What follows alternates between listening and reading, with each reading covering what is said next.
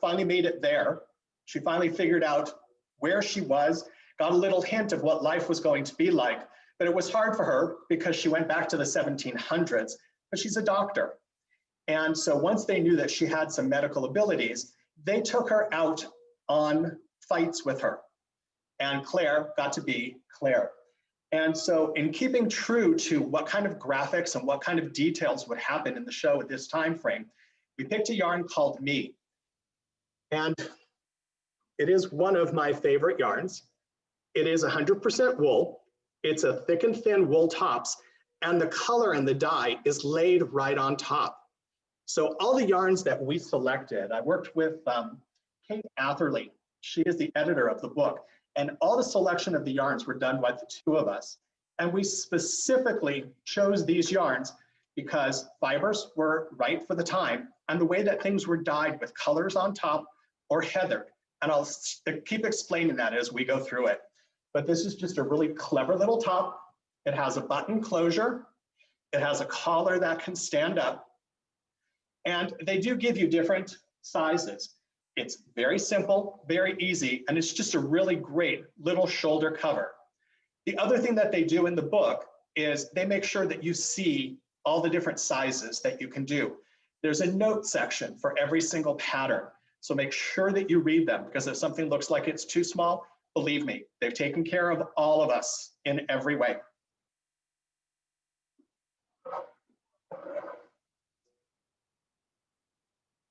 The next design is a truly iconic piece from the show. This is what's on the cover from the day that the show came out, the piece that everyone copied, everyone designed, and everyone reproduced in any form is this. And in the book itself, it is done differently. So here, it's done with all the details coming down.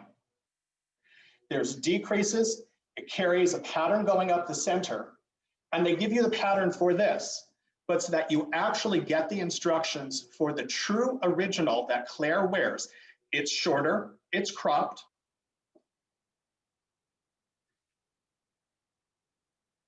That's the original. So the two pieces in detail look the same, but the designer for this piece changed the way that you do it. And in this piece, it has short rows and it's done in an opposite direction. So you basically get two patterns to make the same piece.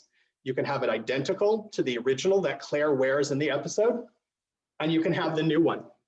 And what's great about it is that you can wear it traditional, like that, leave the wingspan in the back. That's the size. So it's a very generous size. I like draping it over one shoulder and doing that to it. So it makes everyone look leaner. You're gonna hear me say that a lot as well. A little mind fetish over looking leaner and taller, which is another really good thing. So this one is done out of pure alpaca. Super, super soft, a very nice fiber. And the way that it's spun is very traditional to how the yarns would have been at the time that this was worn.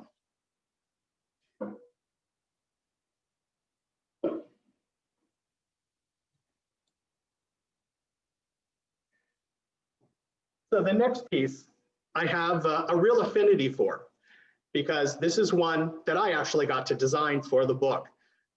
When I started to work with them, they were talking about designers and what people were going to do. And what we all had to do was explain why we fell in love with certain episodes. What was the charm of a character? And there was a character that I fell in love with. Mrs. Fitzgibbons. She worked in one of the kitchens, of course, food, Mrs. Fitzgibbons.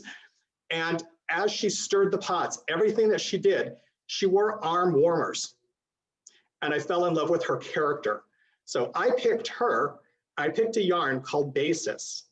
And in order to create the graphic parts of it, it is a cotton base, it's extra long, and it's done in a knit one, purl one rib.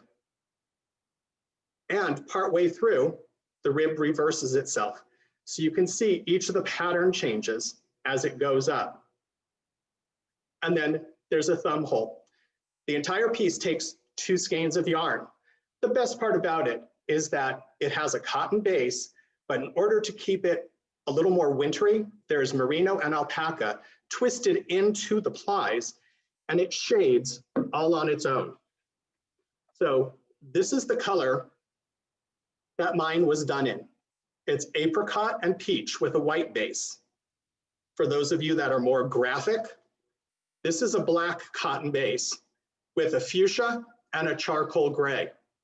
And so there's lots of color options for you. On Fontel's website are all of these designs and all the kit colors. So you can have black base, make it more evening, and you can stick true to the color that I did. I won't be insulted, change the color, just enjoy the design. It's really, really fun to do. It was something I didn't have to pay a lot of attention to, which for me is a good thing. Knit it, get it done, and that I did. So arm warmers. And there really are 2. It just fell on the other side. So I can't show you the other one, but you will be making 2. The next piece is a sock. I will tell you that much to my surprise, since we started showing this, the socks have been probably number 1 or 2 as far as kits are concerned. But it's going to be the detail that you're going to fall in love with. So it's called Elb Sock Merino Heather. And in the decision process, we have a few different sock yarns, and we could have kept it traditional and just done a pure merino. In this case, it's heathered, and it goes back again to the time frame. The details that were in here, the designer went back in time, and she was inspired by the type of wardrobe that women wore at the time. So they used to bustle everything, they used to tie it, and it used to create diamonds. So in designing the sock, she took the traditional Irish patterns with cables and incorporated a woman's design into the sock so that this can be for a man or a woman, and she's carried the details all the way down. You will be making 2 of these as well, and you will see 2 balls in there. And there's tons of colors, but super soft, machine washable. And these are called the Dune socks. Barry, I'm butting in for a minute. Please. One of the things that is just so wonderful about this book and what they're doing is that they show you in the book, like here's Mrs. Fitz in her kitchenware. And so they've taken, they put in the book, you know, an original picture and the models, and then they show you how the designer sort of interpreted it in, you know, they changed it a little bit. But for all of these models, there's an original picture in there in the story of the person. So the book is magical and the story is magical, and all of this, you know, makes beautiful sense in how they've, you know, changed this up a little bit, but it's just beautiful. Right. What they tried to do is have every designer describe why they picked certain yarns, why they picked certain characters, so that you actually get to understand where our mindset was in doing it. They could have just made an Outlander knitting book. The original design for it was 20 patterns and no discussion of anything. It was just going to say Outlander knitting, and it was going to be 30 pages. But as they got into it, as we started to have a discussion, it completely morphed into something more, because it's not just a show. It's a show about people, about love, about war, about life, about everything. Even things like we're going through today happened back then. And so it's pulling everything together. And as knitters, we admire all the pieces that were knit in the show. And so this gave us the opportunity to bring before and today together. The next piece is called River Run. And this was named River Run because Jamie took Claire back to his family area, and it's a place called River Run. The design is something that was taken from a dress that Claire was wearing. And in the dress, and you'll see this in the book, it's a red dress. It has a really neat yoke to it, and then she's wearing white lace underneath. So the designer carried through that theme in the River Run shawl. And so the top part of it is done in a yarn called New York. It's an organic wool. It's very, very lightweight. So I know some of you were asking me earlier about living in California or living in Florida or someplace where it's really hot. This is the kind of piece that you can wear everywhere. It's a really good size. It's very lightweight. And the yarn, even though it's fairly thin, you knit it up on a bigger needle so that it has lots of elasticity and drape and movement to it. It can be worn very traditional, just over the shoulders, or it is designed big enough that you can drape it. The other part that's neat about it, and I just got to give a little sneak peek to Fontel and Carrie before we met up with all of you, is in the book, they give you so many hints and so many details that they tell you, if you want to make this bigger, stick with the yarn, keep going, and that the trim is a multiple of 12 plus 7. So just make sure that you continue into the stitch count that you have is a multiple of 12 plus 7. So they've taken into detail all the things so you don't have to guess. The other option that you have is that you can just pick a yarn that's a little bit thicker in gauge. And so this is a piece that I just finished. And this is the River Run done in our Merino 6. So this is a DK Merino, again, very elastic. And on the bottom of it, I used a cashmere variation. And what's neat about it is that it's just proportionately bigger. And it all has to do with gauge. The word that we all remember, gauge. That's the effect of River Run, is you can make it longer, you can make it bigger, you can change the yarns. And in this case, it's not up on Fontel's website yet because I literally finished it this morning. And the kit, I think for this is around 110. And it's about the same price as the other one, but proportionately bigger. It's a super fun piece to do because the top part starts with a rectangle. You pick up around the rectangle and it builds out to create the crescent. And after that, you create a hem and you do the border. So there's a little bit of education, there's some training in here, but you get to start off in the brainless zone so that you just get this done and enjoy it. And the other part that's nice is you get to try it on and see sizing on it before you get, when you start at the bottom and you work up, sometimes it's too late. In this case, you're starting at the top and working down. So this is the River Run shawl. And if you decide that you want to do it, but you want to change fiber, just let Fontel know and we can put it together for you. There's gorgeous, gorgeous color combinations in this.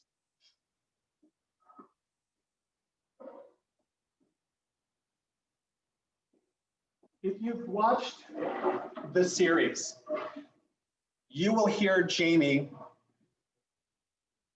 call Claire all the time, Sassenach. And I didn't realize it until I started reading through the book, that it's a Gaelic version for a British woman. And because he thought that she was British to begin with, he just wanted to call her a woman. He didn't know her name, so he called her Sassenach. And it became a term of love between the two of them. So where we say honey, sweetie, pumpkin, Pop-Tart, whatever it is, he calls her Sassenach. So it sounds better when Jamie says it than when I say it, for sure. But it is a term of love and endearment. And in this case, it is done in garter stitch with a slip stitch. And it uses a thick, pure alpaca that we doubled. So it stays 2-ply of one color, transitions to 1 strand each of 2 colors, and continues to tell the color story as it goes around. It's designed in such a way that you can pull it down and have a shoulder cover. You can play with the collar. There's still demos. And create a shawl collar effect out of it. Market is still on till 9, I think. Hi, Elaine, we can hear you. How are you? Oh, sorry. It's okay. Nice to see you. So there's lots of different ways that you can wear this. You can play with the styling on it and you can keep it simple. In some cases, just gather it around the neck and let it come down. I was playing with this the other day. Obviously, it's not meant for a man, but I was running around my office. I had this on, and the next thing I knew, I must have eaten something while I had it on because there were food crumbs right in here. So there's no getting, you can't get away with anything, especially not around me, but there you go. I cleaned out the crumbs so you don't get to see them. But anyways, this is Sassanach.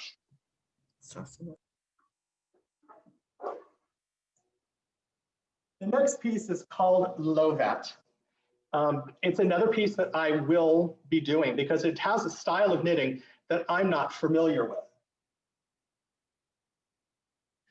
And this is Sassanach. I don't do a lot of intarsia, and it really is fashionable right now. This is very traditional. It's Irish intarsia, and the whole design is Gaelic.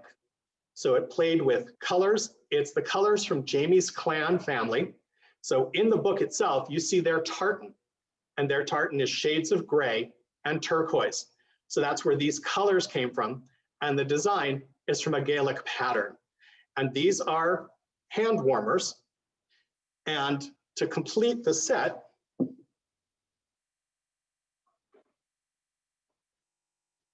there's a beautiful cowl. And the kit itself comes with the yarn to do all of the pieces. So it's a great size. It's really easy to do, really fun. And they're very specific about how the colors are played so that you don't have lots of tails and lots of things to worry about. It is a superwash merino. This is also organic. So it's natural, it's clean, and it has a really, really great little feel to it. The other part that's fun about it is it has touches of other colors mixed into it. So while it appears solid, when you see it up close, let's see if I can get you to see a little bit of it. Hey, Rick. You can see little flecks of color. And it's just a really sweet little detail to the yarn. Very, very nice yarn to work with. The best part about it is that the yarn itself is called Wish.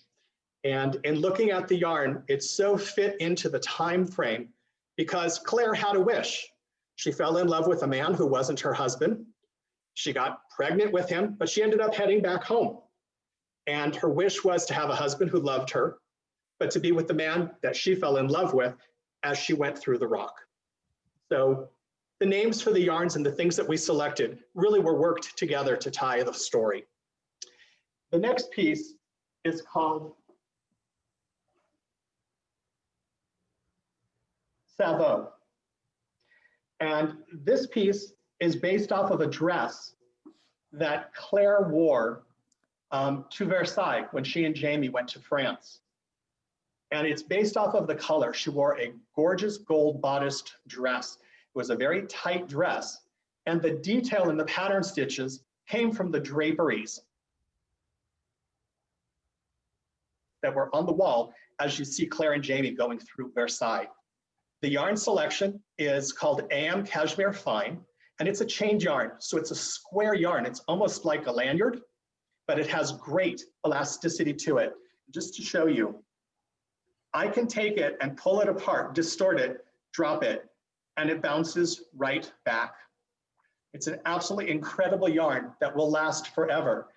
And one of the notes I got back from the designers is that this was a yarn that they will knit forever, which is a nice thing to hear. But you can see what it does is the drape of the design. It carries through the fitted yoke like Grace's dress and continues the design from the drapes. It's worked around in one piece. In this case, the designer decided to keep it very French and used a French ribbon for the tie. But the tie can be undone. It can stay open. It cannot be on there at all. You could put a button. And you can also do as we've done with other pieces. And that is carry it around. One of the things that somebody asked me is what would happen if you joined it and made it like a poncho where you just pull it over your head and it keeps your shoulders covered the entire time. It absolutely works. There's nothing wrong with doing that. Just watch the pattern stitch if you don't want to have a seam. But all of these are details that they've written into the pattern for you. all the different details are right there. So this is Savot des Anges.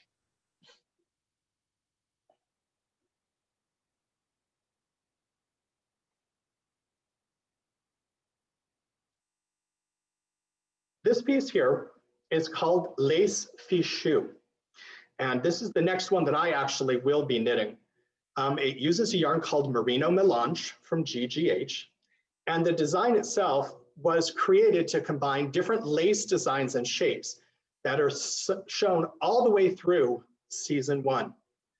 The designer combined delicate lace, but kept it all in garter stitch so that you don't have to worry about a knit row and a purl row. It's all knit, keeping the lace intact. What's really nice about it is the size and the shape.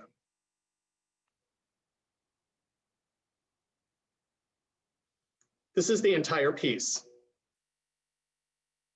So it's a very nice length, great detail. And when you wear it, because of the shaping, the front edges will roll and curl, and it is part of the design, and it's meant to do that so that this stays in tune with the time frame that this was done from. The lace that they looked at had a curled edge to it, and they kept it consistent. So you can let it sit down. In fact, the picture in the book, that's what they do. And it also is photographed with both fronts pulled up and over. So you can wrap yourself up in luxury with Merino Melange. We used a merino that has 6 different plies, all different shades per color family. So it's not just a solid, it's heathered, has great elasticity. And again, we kept that story consistent. So this is Lace Fichu.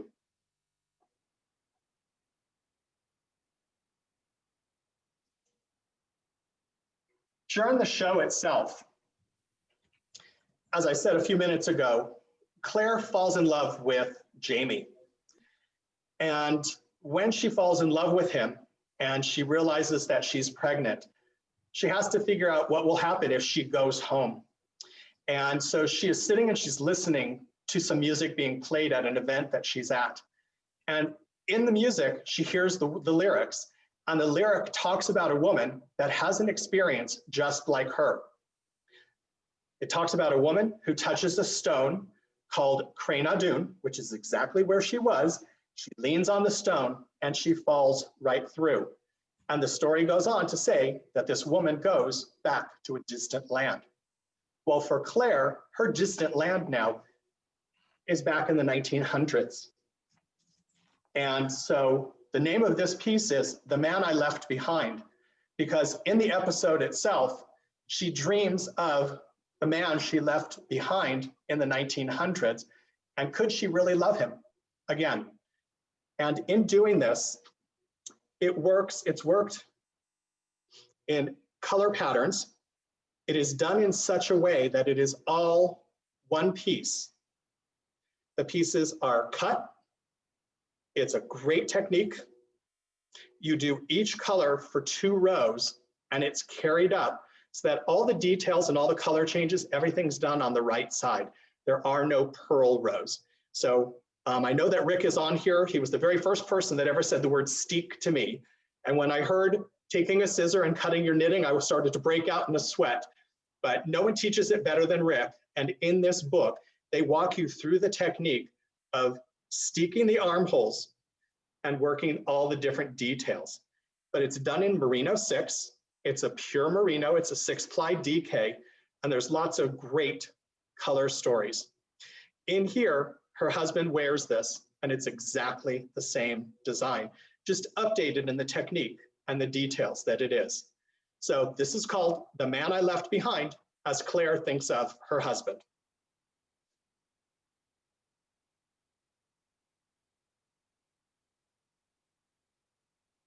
And what comes next, kind of very apropos, is a sweater called I Found Him, because Claire does make it back home.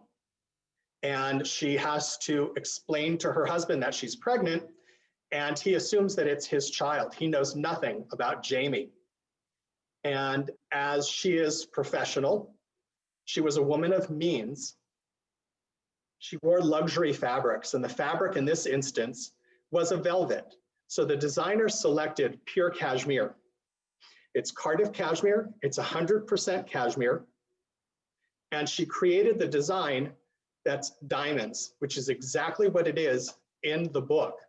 What's amazing about the design itself is that she's written it in 15 different sizes. So there really is something for everybody. The pattern will define what Claire was wearing, but it also explains, and the title of it explains, that she goes to her reverend. She has mixed emotional feelings, and she has to figure out how to live with the decisions and the things that have happened to her. But she was worried about Jamie. She knows about a war. Did he survive? And she goes through all the scrolls, and she finds his name from the War of Culloden. And she sees that in 1750, Jamie Fraser, his name is on there. And she starts to cry, and she says, I found him. So indeed, she found him, and you can find him as well.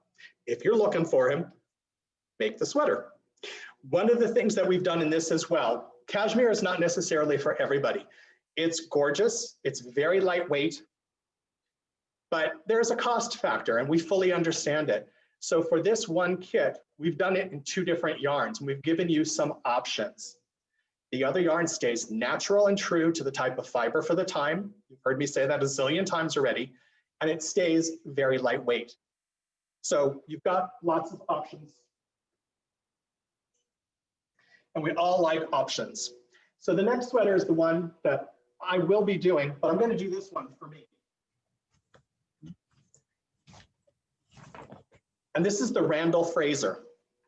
I think the graphic details of this are just spectacular. It's worked from the neck down. There are some short rows for shaping in here, and it played with color and color changes. And again, everything's worked for 2 rows so that the color changes allow you to move the yarn and transition through all of the pieces as you work. It's worked in 1 piece to the armhole. This gets put on a holder, the body is worked down, and then the sleeve. So what I love about this is I think it could be for anybody. Obviously, if I wore this, it would be a crop top. So for sure, I am not going to be wearing this sample, even if it fit me widthwise, lengthwise, it won't work. So I will make it and make it longer. And these are all hints that are right in the book.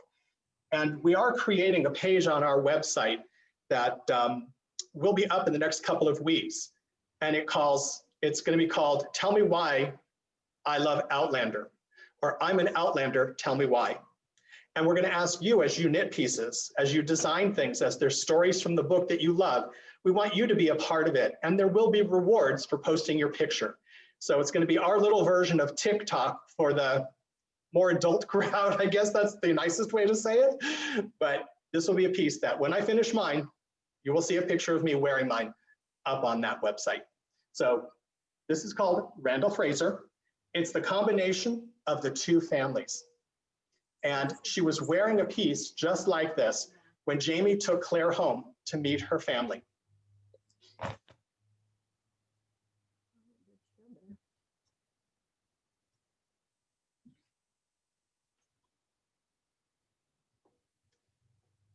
This is a very classic design. And this is called Jamie's Waistcoat. This is done in a yarn called New York. It is an organic wool, very, very lightweight and very traditional to the time frame of the show. It was kept very, very boxy.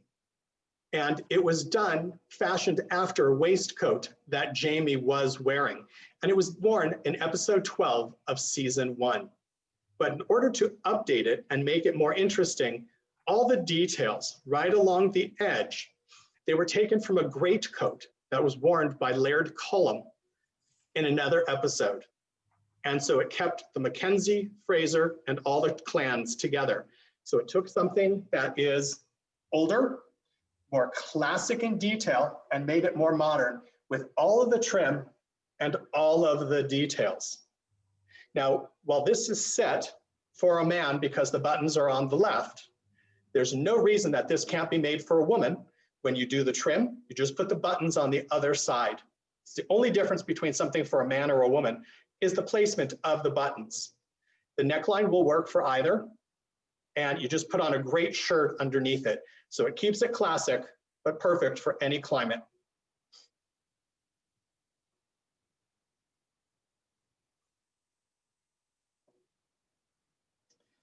And then we have the library vest. This is also done in the same yarn in the New York. And here's a sample skein of New York.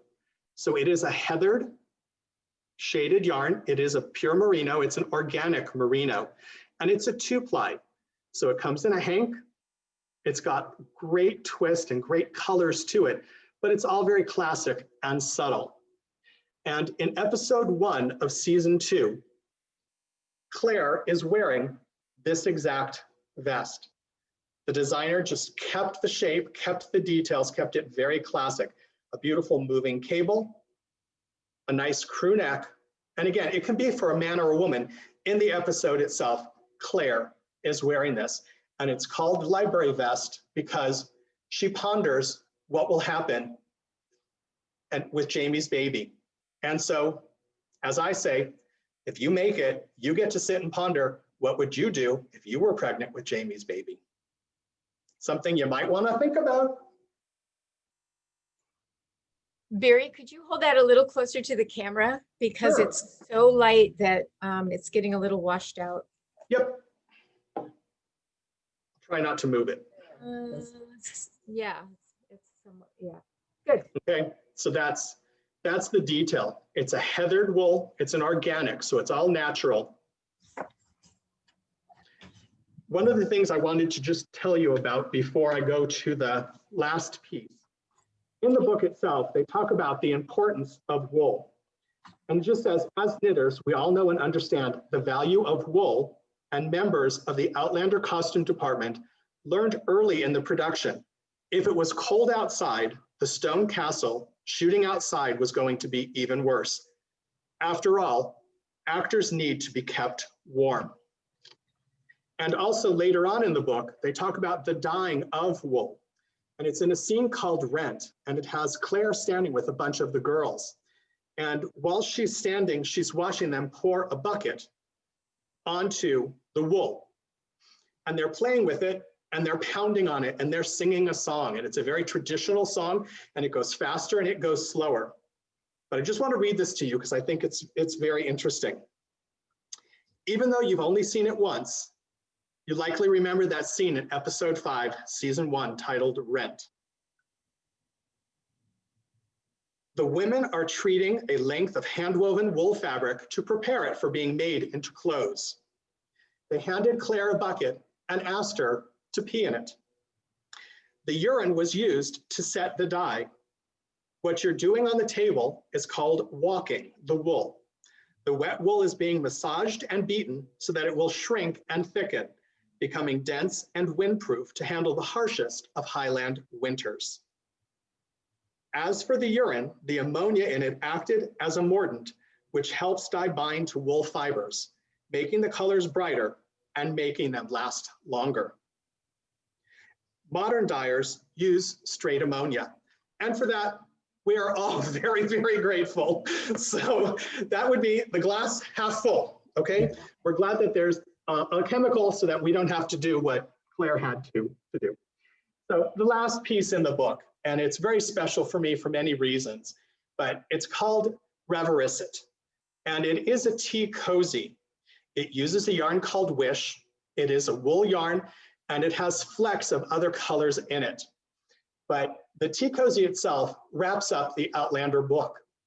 The design for the cozy plays the symbols of the Jacobite movement in which both Claire and Jamie get caught up. And it's the symbol. It is the acorns and it is the leaf.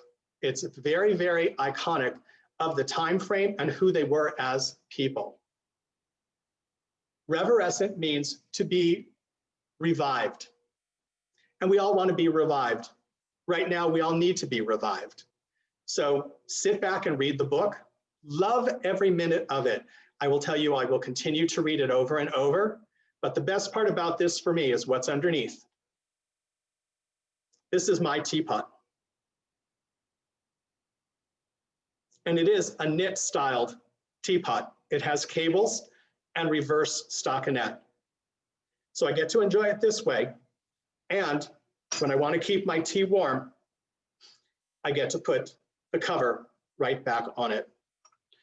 So I really appreciate you being here with us tonight. This is all brand new. I appreciate your seeing it, learning about it. If you have any questions, you always know how to reach me. It's just at trendsetteryarns.com. As Fontel said to you, we are best friends. We have traveled the world together. We have done more things together than any people should be allowed to do. And for that, we know how to reach each other 24/7. So if you have any questions, if you have questions on the patterns, help with yarn, you need a kit, please reach out to Fontel at Great Yarns.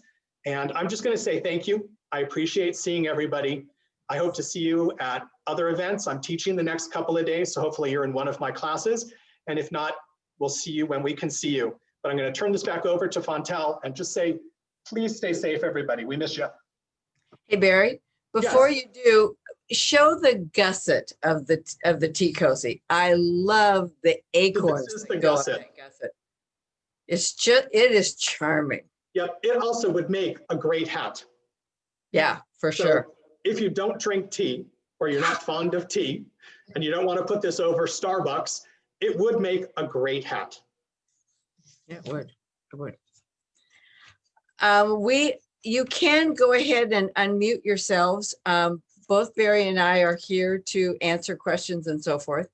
I'm going to take just a little minute and tell you that all the things that you saw tonight are on the website, and this is the website.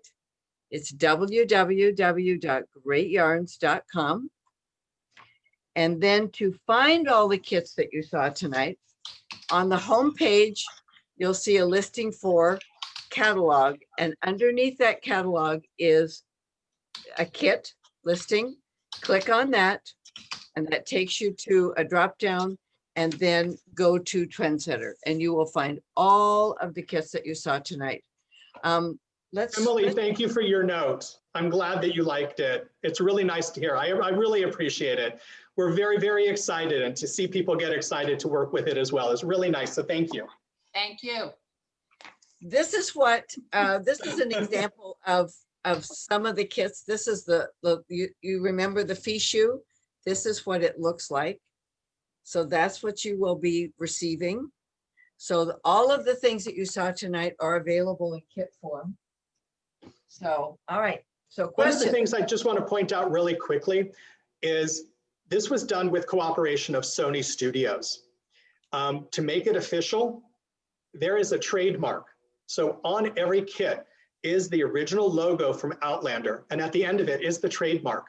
It is something that no matter what we do, whether it's a label, whether it's a kit, even down to inside the bag itself, there is a piece of tissue paper that is a map of the world back from a long time ago. We had to get everything that we did authorized and approved by Sony and by Tall Ships, which is the producers of the show. So this has gone through lots of hands in order to have that trademark on there.